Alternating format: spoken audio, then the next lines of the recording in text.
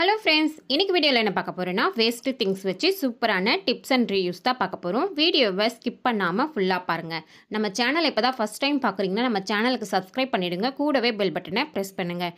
இந்த வீடியோ பிடிச்சிருந்ததுன்னா உங்கள் ஃப்ரெண்ட்ஸ் அண்ட் ஃபேமிலிக்கு ஷேர் பண்ணுங்கள். ஃபர்ஸ்ட் டிப், இந்த மாதிரி காலி கம் பாட்டில் தான் எடுத்திருக்கேன். இந்த கம் பாட்டில் நல்லா க்ளீன் பண்ணி வச்சுருக்கேன் பாருங்கள்.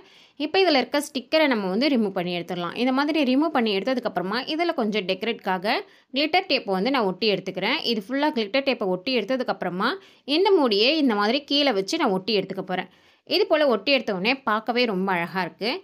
இதை நம்ம எப்படி யூஸ் பண்ண போகிறோம் அப்படின்னு பார்த்தீங்கன்னா, இதை ஒரு ஃப்ளவர் வாஸ் மாதிரி நம்ம யூஸ் பண்ணலாம். அப்படி இல்லாட்டி பென்சில் போட்டு வைக்கிற மாதிரி நம்ம இதை யூஸ் பண்ணலாம். அழகாக சின்னதாக இருக்கனால ஒரு 4 பென்சிலோ இல்லாட்டி பென்னோ நம்ம போட்டு வச்சு கூட யூஸ் பண்ணிக்கலாம்.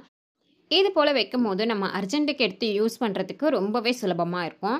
இந்த டிப் பார்த்திங்கன்னா உங்களுக்கு யூஸ்ஃபுல்லாக இருக்கும்னு நினைக்கிறேன். பிடிச்சிருந்ததுன்னா ட்ரை பண்ணி பாருங்கள். அடுத்த டிப்பு, இந்த மாதிரி மருந்து பாட்டில் நம்ம ட்ராவல் பண்ணி ஊருக்கு போகிறோம் அப்படின்னா குழந்தைங்களுக்காக நம்ம கொண்டு போவோம். இந்த மாதிரி சைடு ஜிப்பில் தான் நம்ம எப்போவுமே இந்த மாதிரி வைக்கும் போது பார்த்திங்கன்னா அது சாஞ்சி மருந்து எல்லாம் பேக்லேயே ஊற்றிக்கும். இந்த மாதிரி பேக்கில் ஊற்றிக்கிறதுனால ட்ரெஸ் எல்லாம் ஆகிடும். அதுக்கான டிப்பு தான் இந்த மாதிரி ஒரு ஏர் பேண்டும் பின்னும் எடுத்திருக்கேன். இதை இந்த பேக்கில் பின் பண்ணி விட்டுட்டு அந்த ஏர் பேண்டில் இந்த மருந்து பாட்டிலை நான் வச்சுருக்கேன். இது போல் வைக்கும் போது பார்த்திங்களா அது என்ன தான் ஆனாலும் கீழே சாயவே சாயாது. நம்ம எப்படி இந்த மருந்து எடுத்துன்னு போகிறோமோ அதே மாதிரி அப்படியே இருக்கும், சாயாமல். இந்த டிப்பு உங்களுக்கு ரொம்பவே யூஸ்ஃபுல்லாக இருக்கும்னு நினைக்கிறேன். பிடிச்சிருந்ததுன்னா ட்ரை பண்ணி பாருங்கள். அடுத்த டிப்பு, இந்த மாதிரி சார்ஜர் தான் எடுத்திருக்கேன், மொபைல் சார்ஜர். இது வேஸ்ட் ஆகிடுச்சு, ஒர்க் ஆகலை அப்படின்னா நம்ம தூக்கி போட்டுருவோம். அந்த மாதிரி தூக்கி போடாமல் நம்ம யூஸ்ஃபுல்லாக நம்ம இதை வச்சுக்கலாம். எப்போவுமே வீட்டில் குழந்தைங்க பார்த்திங்கன்னா மொபைல் பார்க்க வேணாம் அப்படின்னு சொன்னாலும் அவங்க கேட்கவே மாட்டாங்க.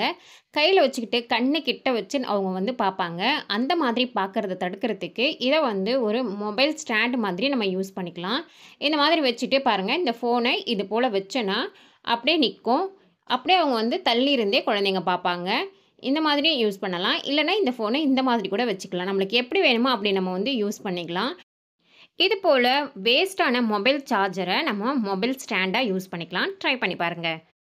அடுத்த டிப்பு, இது போல் நூல்லாம் நம்ம வச்சுருப்போம் வீட்டில். அது பார்த்திங்கன்னா இந்த மாதிரி கழண்டு வரும். இந்த நூல்லாம் கழண்டு வரும். மற்ற நூலோடு ஒன்றா சேர்ந்து எல்லா நூலுமே சிக்கலாகிடும்.